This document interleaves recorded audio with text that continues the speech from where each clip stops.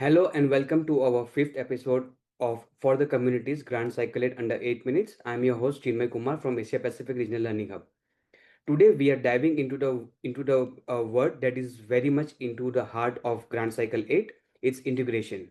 In a world of shrinking budgets, shifting health priorities, and moving away from silos towards the unified health system, but there are lots of questions on what does this actually mean for our HIV, TB, and malaria programs and the communities. To help us unpack the new enabling guidance on integration, I am joined by Estrella Lasre, Senior Integration Specialist within the Health System Strengthening at the Global Fund. Estrella, welcome to the podcast. Thank you, and thanks for having me here. Get into the essentials. Estrella, my first question to you is what does integration actually mean in the context of GC8 and why it has become such a high priority for the three diseases? Thank you, and thanks for the question. I think it's important, and it's a question I get asked very often. So integration refers to the process of delivering HIV, TB, and malaria services in a coordinated way, anchored on primary healthcare and health systems. It's about organizing services around people's needs rather than around the program's needs. So with the objectives of ensuring a more people-centered approach, so responding to what the people's needs or population needs or patient needs, depending on the service, and also to create efficiencies. As you mentioned, we're in a complex financing landscape throughout, and so we need to be able to do more or the same with less resources. And integration is a means to be able to reach this and to also be able to uh, uh, uh, help countries go smoothly on the path to more sustainable approaches. Integration is a means to an end. It's not an end in itself to reach these objectives. And so it should be integrated activities should be planned if they are contributing to those objectives. They should also be monitored to see if they are contributing to the objectives of more people-centeredness and more efficiency. Thank you so much. That really clarifies the why behind the shift. But it's about efficiency and sustainability. But for many key population, integration can sometimes they also feel like invisible. To help them know and to help our advocates, what are the real world risk or red flags that communities should look out for during this integration?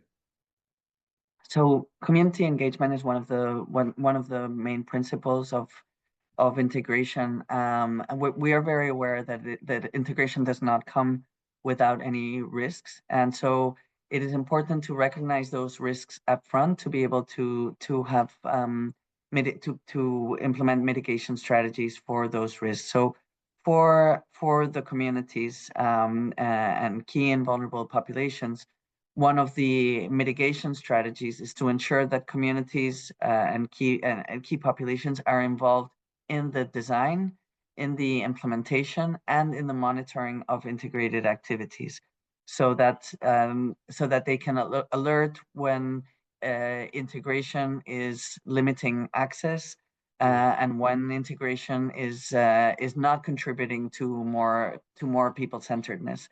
It will not always be easy for communities for the end users to define whether they are contributing to efficiency or not, and it's not so much it's less the community's concern, but communities will be at the center of ensuring that integrated activities are not decreasing access or decreasing quality for that matter. And so there are several mitigation strategies to do that. One of them is a few things. One is integration doesn't need to happen everywhere and at the same time. So one mitigation strategy is to implement activities, integrated activities in a paced way, so that we can learn from how they're contributing to better people centeredness and to better access and not at the detriment of quality. And so one of them is to include them in a paced approach. Another one, as I mentioned before, is to include communities in the design and in the implementation. And this can also be ensured through social contracting and ensuring that and some countries are choosing to have community grants so that there can be a continued access for communities and continued implementation through communities. And then another strategy is community-led monitoring, integrated community-led monitoring that allows for the communities to be redundant, but to be monitoring and providing feedback on how activities are being integrated and how activities are being delivered. Yeah, and I completely agree. Like, it's a delicate balance, to be very honest, when it comes to integrating services within country.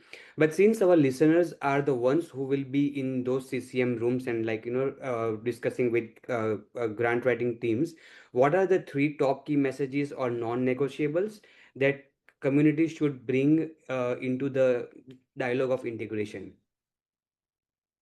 So the non-negotiables should be one, that they're involved in that they are part, the communities are part, community representatives are part of the discussion. And here I would say so community representatives from HIV are very often in the CCMs, but they're less present for TB and malaria. Now, we don't need to create another silo within the communities. But what I would say is, when as a community representative, think of representing the broader health service delivery approach, and think, okay, you might be a person living with HIV, but your family is also accessing services for other components. So just think of how in CLM, for example, how the health services are being delivered. Are they sufficient? Are they appropriate? Is the quality sufficient enough? Is there sufficient access? So that would be the first one. Just don't negotiate on a seat at the table, but make sure that you represent the broader community needs, and not a silo specific disease one only. And then ensure that there are sufficient funds, but also offer some input for what the trade-offs are. We have a lot of difficulty we have a lot of ease at saying this is needed, that is needed, that is needed, but less so in what can be deprioritized. And right now, it will be important for communities to ensure that they have also input on what the trade-offs can be, and where your red lines are on trade-offs. Esrella, thank you so much for giving us these key messages. Like, you have given us a clear roadmap in terms of the integration. Thanks for having me, and really the community's contributions to integration have been super useful. We've included your feedback in the guidance as well. So this is taken into consideration, but we will only be able to do this with communities, and really with communities providing that feedback. So just make sure that you continue to engage with us in the way that you've been doing up to now. Thank you. Thank you so much. To our community partners, integration is definitely coming, and it is up to us to ensure that this leads to a better access and not barriers to us. We want to ensure this transition is built with us and for us. Please share this video with your CCM representatives and technical working groups today. Don't forget to subscribe to our YouTube channel and our newsletter page. I am Chinmay Kumar once again. Thank you so much. See you in next 8 minutes.